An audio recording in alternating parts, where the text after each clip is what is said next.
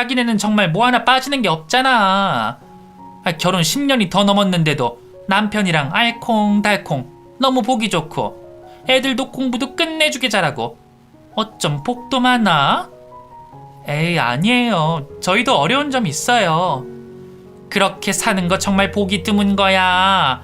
나는 딱 더도 말고 덜도 말고 자기네처럼만 살면 소원이 없겠어. 박 팀장님네는 얼마 전에 이혼한 거 알지? 남편이 바람을 피웠다지 뭐야. 어린이집 선생님이라고 했나? 그 바람 피운 거 걸려도 뻔뻔하게 이혼하자고 나와서 아주 충격이 장난 아니었잖아. 어머나, 세상에 그래요?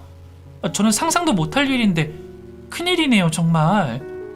그리고 얼마 후 저희 집은 이사를 가야 했었습니다. 살고 있던 집의 전세 기간이 끝나 그동안 모아둔 돈을 합쳐 조금 더 나은 환경으로 가고 싶었거든요. 지금 살고 있는 동네보다 집에서 10분 정도 차를 타고 가는 거리에 있는 동네가 아이들 학교나 학원 등의 모든 것이 나았기에 저는 그쪽으로 이사를 가고 싶었죠. 아이들은 모두 좋다고 했는데 웬일인지 남편의 반응이 시큰둥했어요. 난 지금 여기가 더 좋은데 굳이 왜 그쪽 동네로 가려고 하는 거야? 그 동네가 모든 게 여기보다 더 좋잖아. 아파트도 더 새 거고 아이들 환경도 더 좋고. 왜 그래? 거기 싫어? 아니, 난 그냥 뭐 이 동네가 정이 많이 들어서. 그렇지. 우리 신혼살림 시작했던 곳이니까 나도 정이 많이 들긴 했어. 근데 이제는 아이들 위해서 한 번쯤 옮겨야 할 때인 것 같아서. 당신 내일 출장 간다고 했지? 내일 내가 시간 되니까 먼저 좀 알아볼게.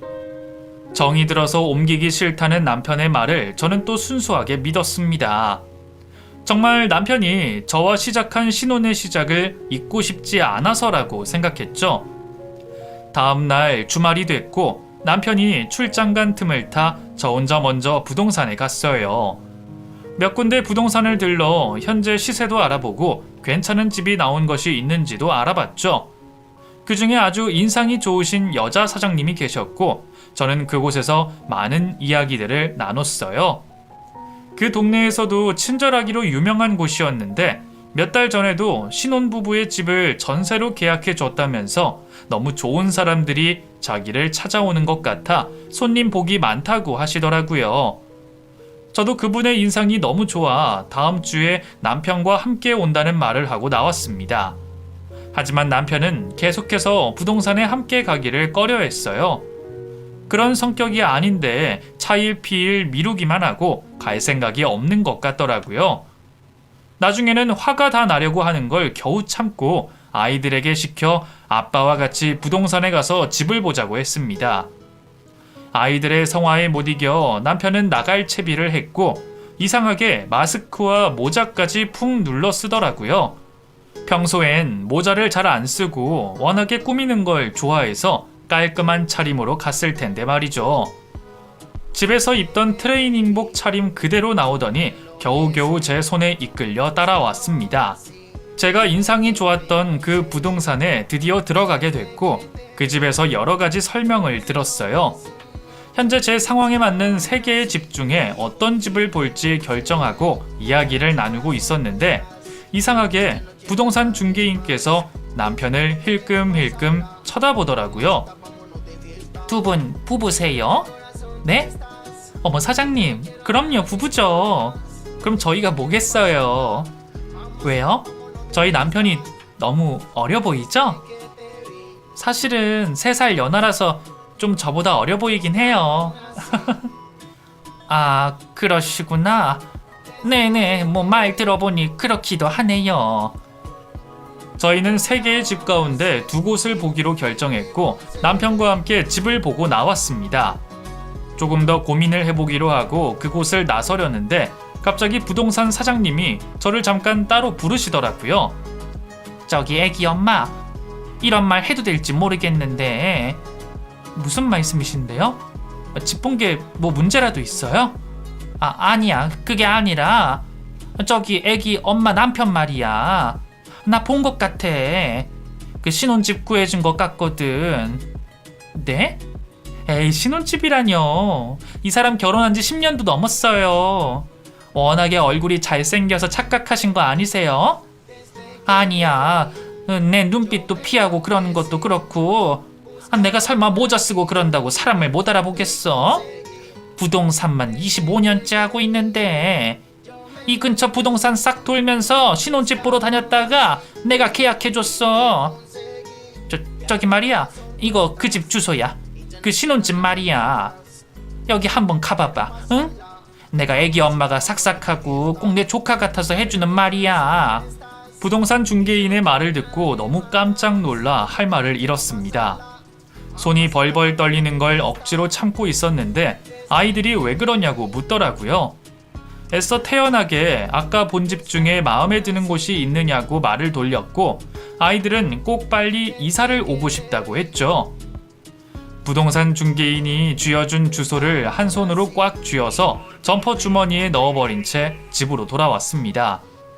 집으로 오는 내내 치아가 닿아서 소리가 날 정도로 덜덜 떨려서 어찌할 바를 모르겠더라고요. 남편은 은근히 제 눈치를 살피면서 물었어요. 왜 그래? 무슨 일 있었어? 아까 그 사장님이 뭐라고 하셨어? 아니야. 무슨 일은 아무것도 아니야. 우리 집 구하는 것 때문에. 당신 얼굴이 사색이 됐는데 뭘. 약이라도 사다 줄까? 당신 아프면 안 돼. 나한테 평생 하나뿐인 사랑인데 아프면 가슴 아프지. 그래, 고마워. 회사가 요즘 좀 피곤했나 봐. 집에 가서 쉴게. 심장이 너무 떨려서 죽는 줄 알았어요. 남편에게 대충 둘러댄 후 다음날 저는 밖에서 제 여동생을 만났습니다. 여동생에게 이런저런 자초지종을 설명하고 그 집에 가달라는 말을 했어요.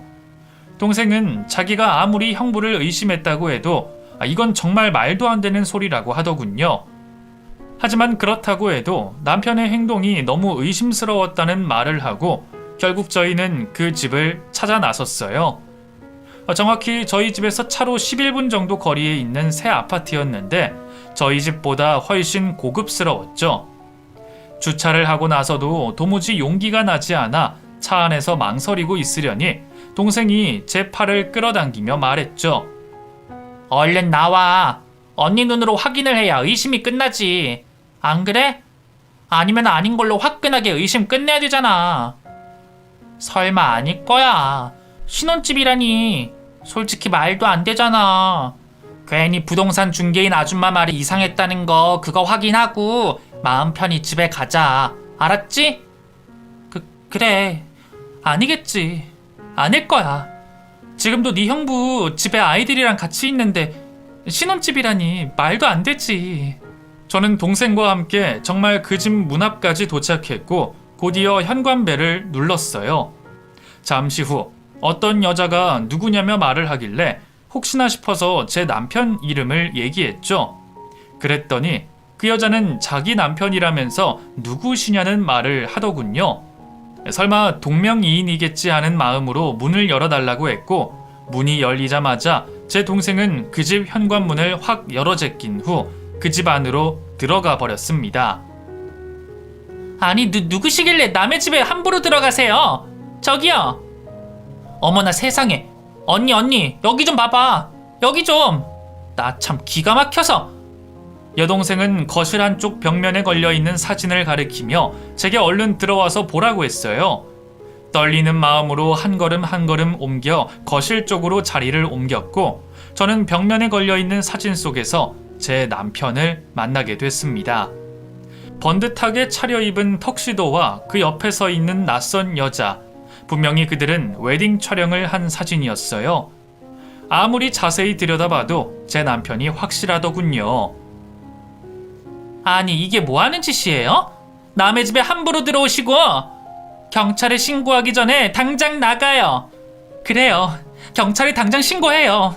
지금 당신이랑 살고 있는 그 남자 어떤 사람인지 아세요?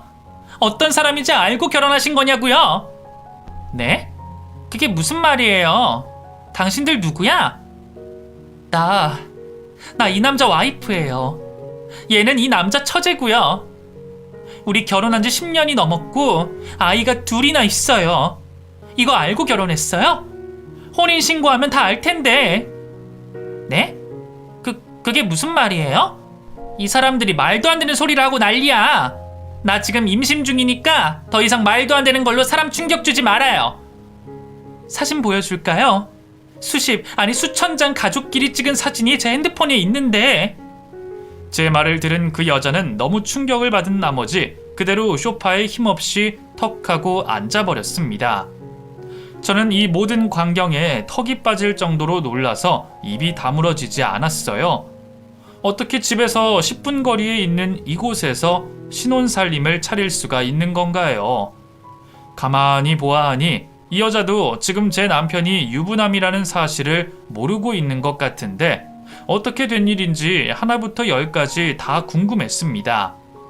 그 여자는 너무 놀라 잠시 멍한 상태가 되더니 어디론가 전화를 걸어서 빨리 와달라고 하더군요. 잠시 후 그 여자의 엄마로 보이는 사람이 왔고 그 여자를 부축하며 저희에게 무슨 영문이냐고 물었습니다. 저희는 있는 그대로의 사실을 말해줬어요. 몇 년도에 결혼을 해서 아이 둘을 낳아 옆 동네에서 살고 있다고 했고 한때는 남편이 지방에서 근무해서 주말 부부를 한 것도 알려줬습니다. 그러자 그 여자는 자신이 그 동네에서 살았었다며 그럼 혹시 민준이라는 사람을 아느냐고 하더군요. 민준 씨는 남편의 가장 친한 절친으로 지방에서도 함께 근무를 했었잖아요. 저는 그 자리에서 바로 민준 씨에게 전화를 걸어봤어요. 남편과 신혼살림을 차린 여자 이름을 대면서 혹시 이 여자 아냐고 물었더니 자신은 처음 들어본 이름이라고 하면서 시치미를 뚝 떼더군요.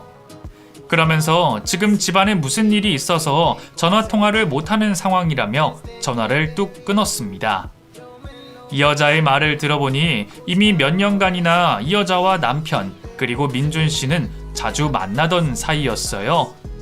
서로의 알리바이를 만들어주면서 그렇게 총각 행세를 하며 이 여자와 불륜을 저질렀더군요. 부모님이 모두 돌아가시고 친한 친구 몇 명밖에 남지 않았다며 결혼식도 아주 작은 스몰 웨딩으로 했고 혼인신고도 지금 차일피일 미루고 있다고 했죠. 저는 정말 몰랐어요. 알았다면 제가 여기 신혼집을 얻었겠어요? 뱃속에 아이까지 있는데요. 당연히 총각인 줄 알았고 회사 사택에서 사는 건실한 사람으로 생각했어요. 그리고 제가 부모님 따라 이곳으로 이사를 오니까 자기도 올라와서 친구 민준 씨랑 같이 산다고 그렇게 말했어요. 아니 아무리 그래도 그렇죠. 결혼하고 집에서 같이 살지도 않는 남편을 뭘 보고 믿어요? 아니에요. 집에 자주 왔어요. 제가 유산기가 있어서 병원에 입원하고 엄마네 집에 있고 그래서 그렇죠. 새벽에 일이 있어서 일찍 나가고 주말에 민준 씨 일 도와주는 거 빼면 정말 완벽한 남편이라고요. 그리고 낮에는 집에 하루 종일 있으면서 저랑 시간도 많이 보냈고요. 그동안 가끔 새벽에 잠에서 깨보면 남편이 없어지곤 했었는데 그게 다 이 집에 가느라 그랬었나 봅니다. 제게는 직장을 옮기고 일찍 출근을 해야 한다고 뻥을 치고 말이죠. 그리고 더 황당한 건 이 여자와 같이 편의점을 오픈하려고 준비한다고 했어요. 이 여자 집이 좀 사는데 제 남편이 하도 싹싹하고 좋은데 부모 없이 자라서 도와주고 싶다고 편의점을 계약해 주셨다고 했어요. 남편은 이 집안에서 건실하고 바른 청년이었고 또 처갓집 식구들까지 잘 챙겨주는 마음 좋은 사위였습니다. 이 모든 것이 꿈만 같았죠. 그 자리에서 그저 죽고만 싶었죠. 어젯밤만 해도 저와 한 침대에서 자면서 사랑한다고 고백을 했던 내 남자가 다른 여자의 남편이 돼 있다는 사실을 인정하고 싶지 않았어요. 저는 어느새 눈물이 줄줄 흐르고 있었고 기절을 할 만큼 정신을 잠깐 잃기도 했습니다. 여동생은 제 옆에서 큰 소리로 제게 정신 차리라고 얘기를 하더군요.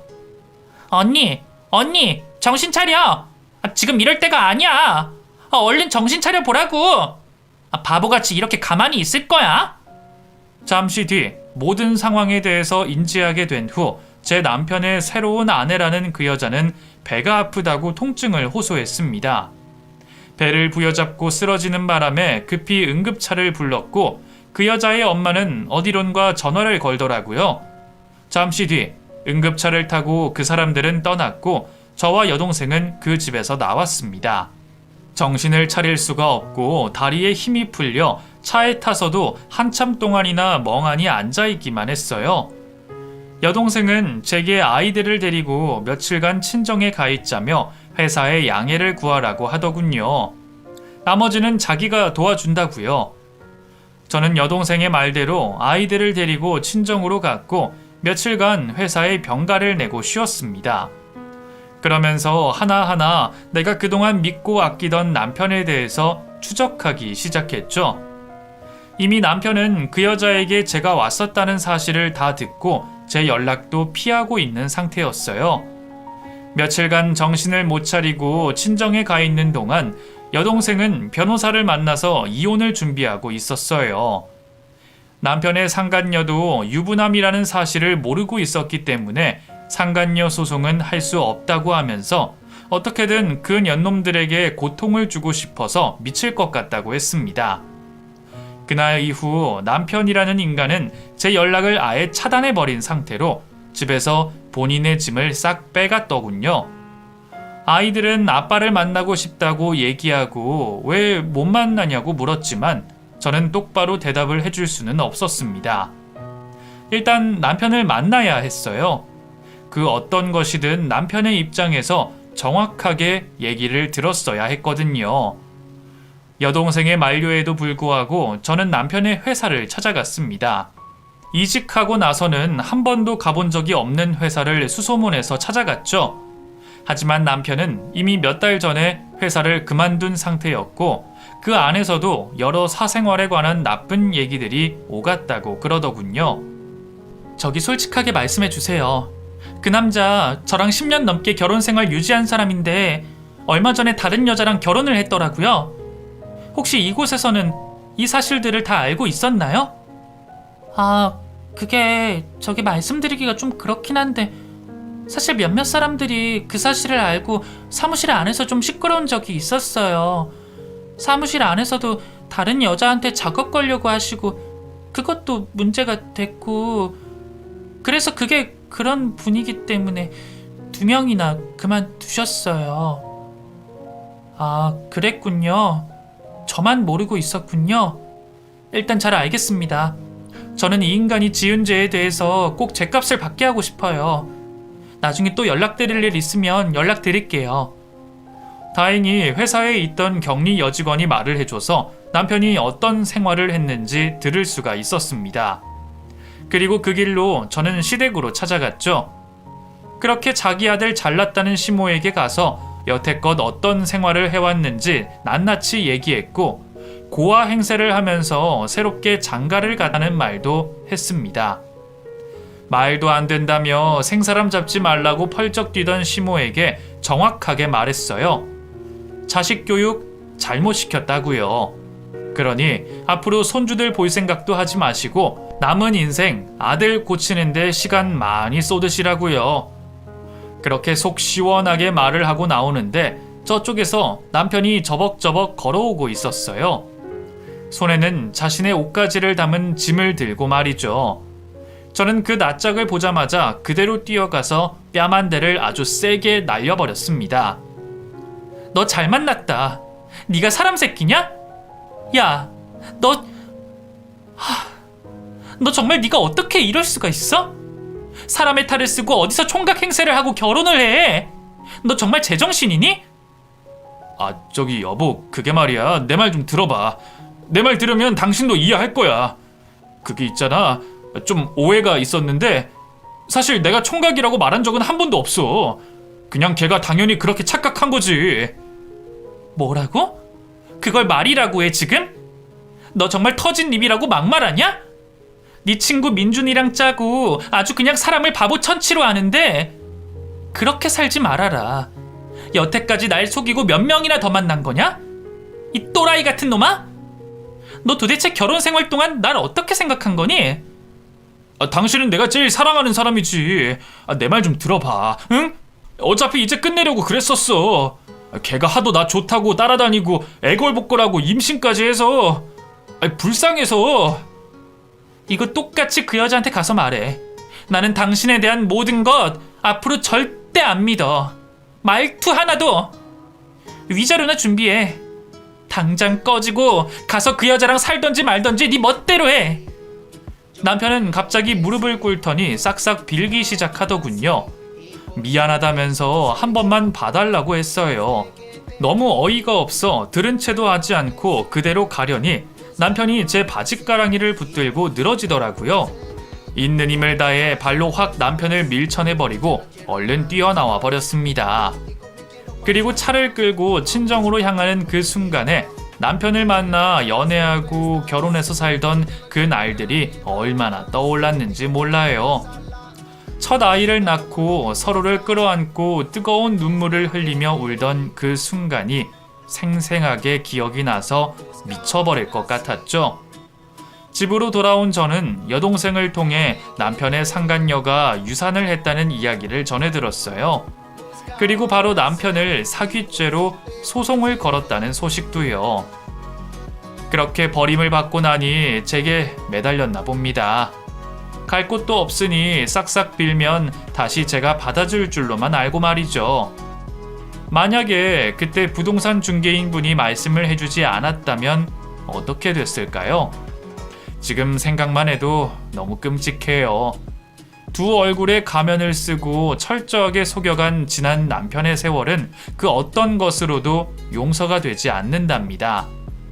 결국 저는 남편에게 위자료를 지급받게 됐고 재산 분할도 제가 유리한 쪽으로 마무리 짓고 이혼을 완성시켰어요.